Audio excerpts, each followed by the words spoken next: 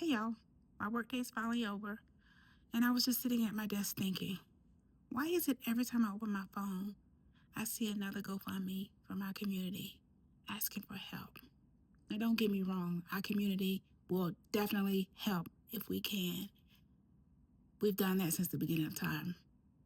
But at the same time, when did a GoFundMe become a life insurance policy? That's something I just don't understand. I've spent enough time and I've been around it long enough to know that in our community, we really like to avoid the heavy talk. We don't want to talk about the what ifs, but not talking about it doesn't mean that it's not going to happen because eventually the what ifs will happen, whether you discuss it or not.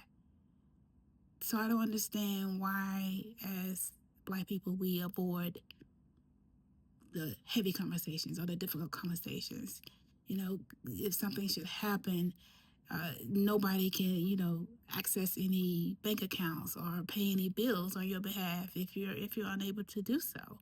So, I just don't understand why we don't plan better. Why we wait until the what ifs happen before we start to take action.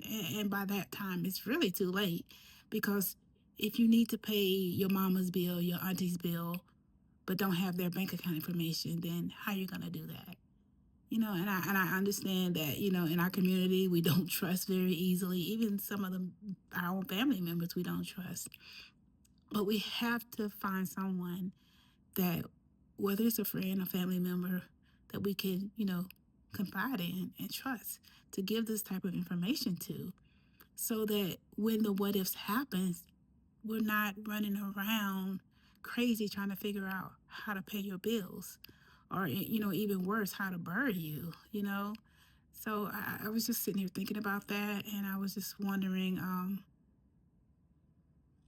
what do you guys do? Your family, do you talk about the what ifs? Are you open to share with a family member or even a close friend your personal uh, information, like bank accounts, social media, email, passwords? Are you willing to do that?